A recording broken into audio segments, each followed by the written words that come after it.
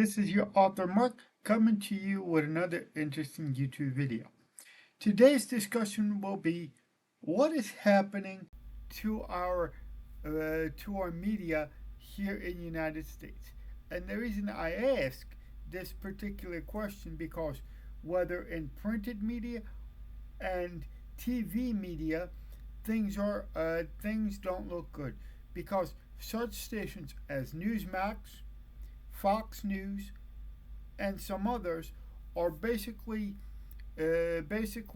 no longer covering the conflict in Ukraine anymore. Now, now the now I most of you who know that I have been doing from time to time. I've been doing these Ukraine updates to tell you what's really going on in Ukraine from time to time. But I haven't been doing these updates the reason I haven't been doing these updates in so long, ladies and gentlemen, because there's not enough information to find about the conflict anymore in any of the American news sites. Now, yes, in this video, I'm going to talk to you about Ukraine. I'm going to talk to you about Europe. I'm going to tell you what's really going on around the world. Now, I have been looking at, ladies and gentlemen, at an article. It says the title of it is it's like hell race to evacuate residents from Ukrainian frontline cities. Okay, now I did find this article on BBC, which I have posted on my Twitter account and my what do you call it? My on my Twitter account, and I did post this article on my I shared it on my Facebook page. Now, what I am getting from this article is that the Russian troops are advancing on one of the Ukrainian town of Ukrainian town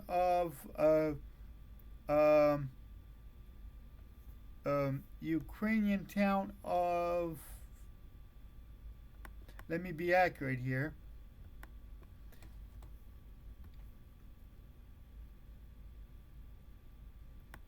The Ukrainian town of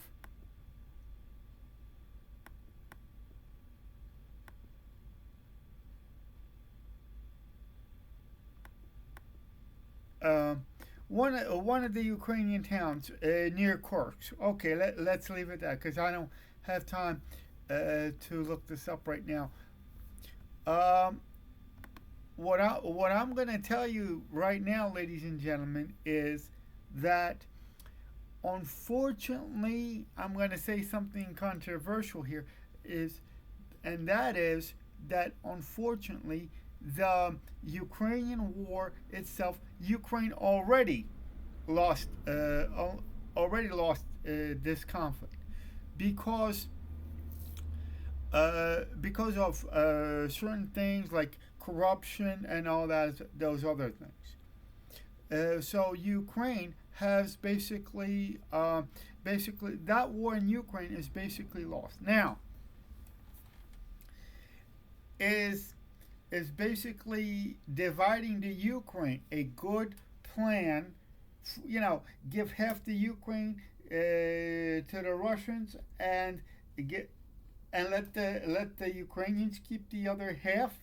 Now, when you look at it this way, because you still have to worry about what's going to happen to Ukraine post conflict and how certain issues are going to be resolved. Now, is dividing Ukraine in half a good idea? Well, technically, it looks good on paper, ladies and gentlemen. But do you think that, for example, Vladimir Zelensky himself is going to agree to this? I don't think so. I mean, if if I was in his shoes, I wouldn't agree to it because then it's going to make him look weak. Um, and then we have to look at the other side of the coin, which is Vladimir Putin, ladies and gentlemen. Is is he gonna be is he gonna be eager to actually pursue negotiations?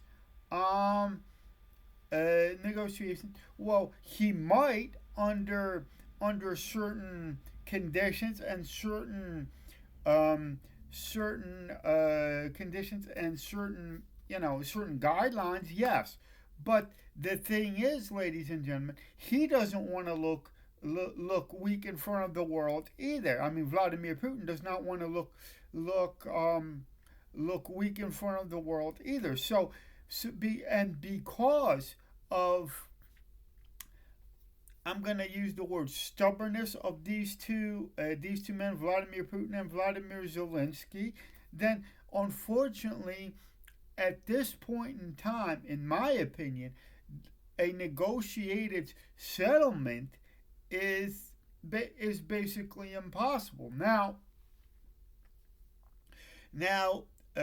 what's his name? Donald J. Trump. He said that he's gonna end the war in Ukraine. Yet, well, he may be able to do that, and he may have plans on doing that. But again, plans.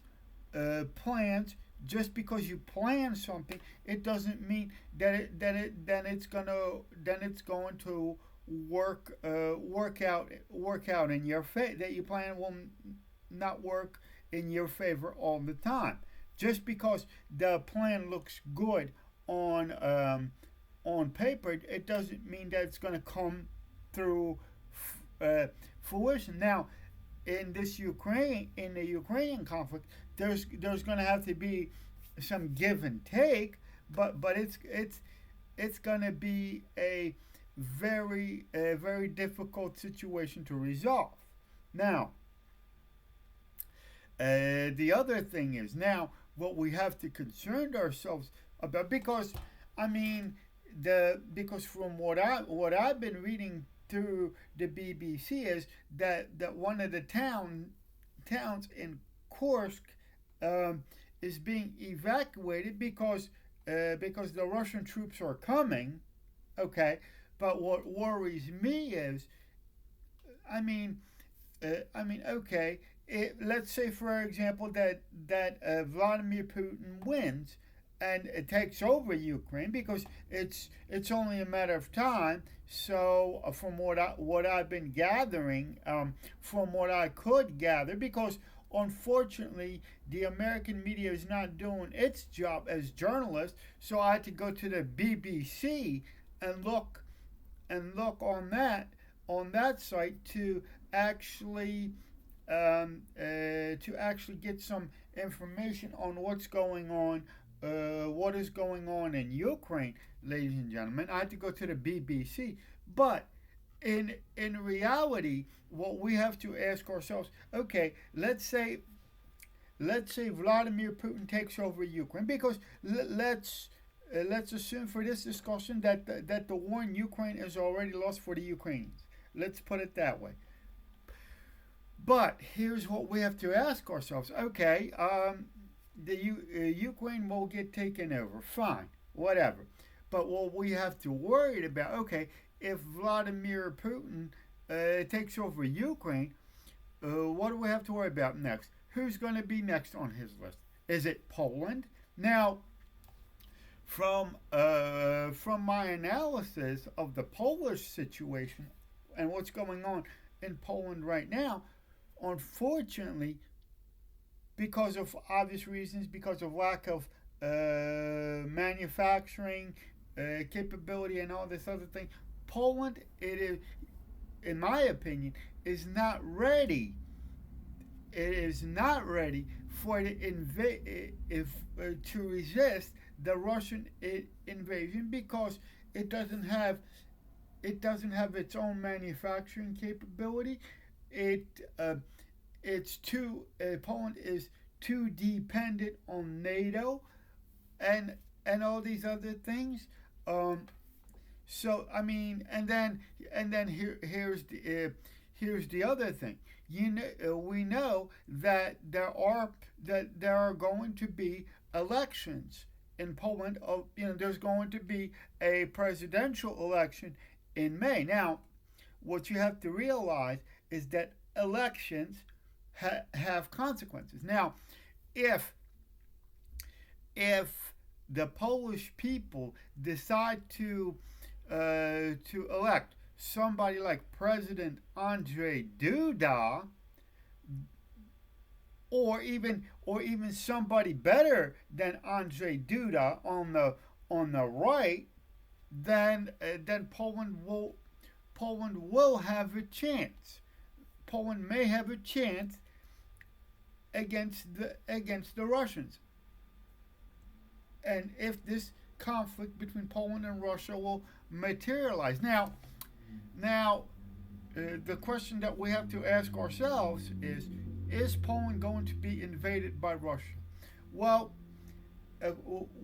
from what I can see in Ukraine and from what I can read from sources like BBC, then we have to say Poland will be invaded. It is not a question of if Poland's going to get invaded by Russia, but the question is not if Poland's going to get invaded, but when. Now is Poland militarily, economically, and basically ready to face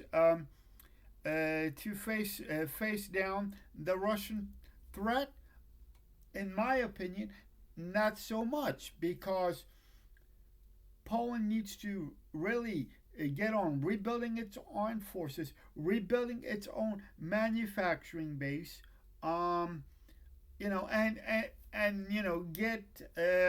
get prepared. Now, from what I see in Poland now, with this ruling coalition with that idiot, what's his name, Donald Tusk. Now, if Polish people elect somebody like Donald Tusk, well, in that case, I personally rest my case, because I mean, then if Poland elects somebody like Donald Tusk for the presidential office, if they put somebody like Donald Tusk in there, then forget it. Poland is totally done. But the thing is, now, is there a possibility for a negotiated settlement between Ukraine and Russia? Yes, if either side are willing to sit down at a table and negotiate it, and one side and the other has to understand that they're not. One side's not going to get everything that they want, and the other side, with Vladimir Putin's not going to get everything that it wants either. So, I mean, to be honest with you, this situation in Ukraine itself, it's very, very, very fluidic. Now, it is a very, very fluidic situation in Ukraine now. Now, is Poland going to be invaded by Russia after Vladimir Putin takes over Ukraine? Well, the possibility is there, ladies and gentlemen, and it's a greater it's going to be a greater possibility than if Poland's going to get invaded, because and then what gets me is that Poland, it is not ready to actually face down the gauntlet, because Poland's in bigger trouble than you guys think, that we all think, because yes, the Poland may get invaded from from both sides, from Russia and from Belarus, because we, from those of you who have been reading and watching the Polish news, who can understand the Polish language like I can, because I ja dobrze mówię po polsku, to ja rozumiem, mogę czytać i słuchać polskich wiadomości. That means I can, if because I can understand the Polish language, and so I can listen to the Polish news and uh, so I know what is really going on in what is going on the Polish and Belarusian border, and I know what is so I kind of know what is going on around with the Ukraine conflict as well. Now, ladies and gentlemen, now is Vladimir Putin going to give in? No, because he's not going to want to appear weak. Is Vladimir Zelensky gonna give in to the demands of Vladimir Putin? No, he will not, because I mean he doesn't want to look weak either. So in that case, Poland is left in the middle, left in the middle of this what do you call quagmire or whatever else. So Poland is kind of stuck, because Poland's not only facing the threat from Russia, but they may also face a threat from Belarus. And from what I have been reading through the BBC, ladies and gentlemen, that also that there are some units of the North Korean army fighting are working with the Russians and fighting on their side. So on the Russian side. So really what I see right now is the negotiated settlement. Is it possible? Yes, but it's going to be very difficult for both sides to accept. I mean, one side's not going to accept it, and here's what else I'm driving at. And the reason that it's going to be very hard to resolve this Ukraine conflict, ladies and gentlemen, is because in this case, Donald Trump's art of the deal may work, but it's not gonna work. It's not gonna work the way he wants it to work, is because, ladies and gentlemen, he does not understand the the Slavic people's mindset. Because once, like I used to talk about this in my other YouTube videos. Like I used to talk in my other YouTube videos, that once the two Slavic peoples get into a scuffle, sometimes it's just better. It is better for the third party just to back off on that. Now, the other thing, what we have to worry about here in America ourselves, we the American people cannot afford to keep printing money and sending our money to Ukraine. So the longer we the American people are involved in a conflict like Ukraine, then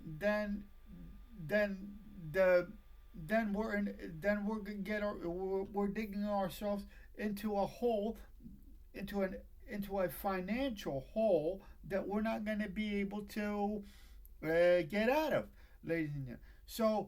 So is there a solution to the to in conclusion then? Is there a solution to this Ukrainian conflict? Well, there is, but it is going to be a very difficult negotiation. It's going to be the most difficult negotiation because I don't think, in my opinion, both sides will agree to it at this particular point. So, like I said, is Poland ready? Ready for? Is Poland ready to defend itself against the Russian threat? Well, not at this point. It's not. But is Poland gonna get invaded anytime soon? It's not a question of if, but when, ladies and gentlemen. So, in conclusion, then, like I said, is there a solution to this Ukrainian problem? Not at the moment. Not at the moment, because there is a solution, of course, but I don't think either side will like it. So, what I'm gonna do is I'm gonna link this article with this YouTube video, so you can look at the article that I got from BBC, and then you can draw your own conclusion on what's really going on with Ukraine and all that stuff. And to be honest with you, because the reason I haven't been doing these what do you call Ukraine updates, so to speak, is because there isn't much reliable information on the in the United States media. So I had to go to the BBC in order to talk about this the Ukraine conflict, because I got this article from the BBC. But so in conclusion, then, like I said, is there a solution to this Ukrainian conflict? Yes, but it's a very painful one. So I'm gonna say goodbye. I'm gonna link the article that I was talking about in this video uh, in the description and in the comments section, so you can look at this article yourself. And I'm gonna say goodbye for now, and I will see you in my next